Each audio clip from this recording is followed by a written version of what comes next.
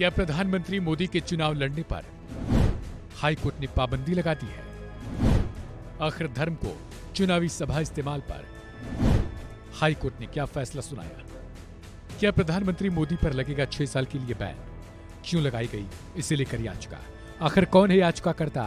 खैर सब बताएंगे और आखिर ये भी बताएंगे कि हाईकोर्ट ने अब इस फैसले को लेकर क्या टिप्पणी की है और हाईकोर्ट ने अपने फैसले में क्या बड़ी बातें कही हैं।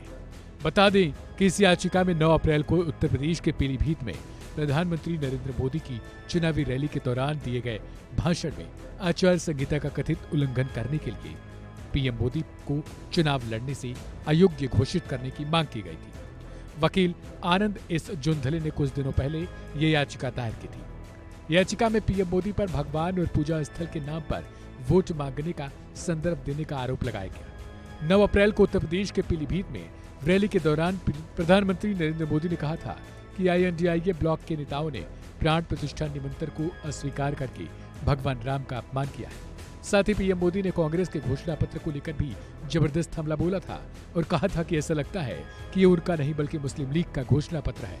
पीएम ने यह भी कहा कि बीजेपी सिखों के साथ मजबूती से खड़ी है।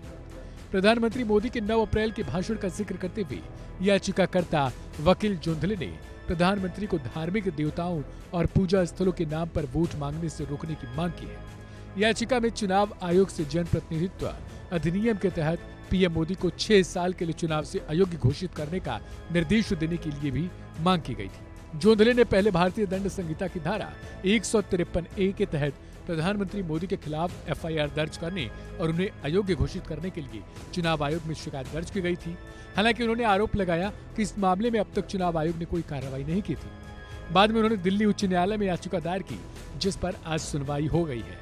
न्यायमूर्ति सचिन दत्ता की एकल पीठ ने मामले में सुनवाई करते हुए याचिकाकर्ता को कड़ी डांट लगाई और कहा कि पहले ही मान बैठा है याचिकाकर्ता कि आदर्श आचार संहिता का उल्लंघन हुआ है। हाईकोर्ट किसी भी शिकायत पर विशेष दृष्टिकोण अपनाने के लिए चुनाव आयोग को निर्देश जारी नहीं कर सकता। अदालत ने यह भी कहा कि याचिकाकर्ता पहले ही चुनाव आयोग से संपर्क कर चुका है और आयोग उसकी शिकायत पर स्वतंत्र विचार कर सकता है। चुनाव आयोग की ओर से पेश हुए वकील सिद्धांत कुमार द्वारा दी गई दलील में यह कहा गया कि शिकायत का संज्ञान लेकर कार्रवाई की जाएगी और इस संबंध में जरूरी आदेश पारित किए जाएंगे। हालांकि देखना यह होगा कि अब शिकायतकर्ता की ओर से क्या कोई और याचिका लगाई जाती है या फिर अब सुप्रीम कोर्ट की ओर रुख किया जाता है। हालांकि हाईकोर्ट ने स्पष्ट टिप्पणी कर दी है कि वो चुनाव आयोग को विशेष दृष्टिकोण अपनाने के लिए निर्देश जारी नहीं कर सकता है। इस खबर को लेकर आपकी क्या राय है उसे कमेंट बॉक्स में बताएं और अन्य खबरों के लिए सब्सक्राइब करें वन इंडिया हिंदी।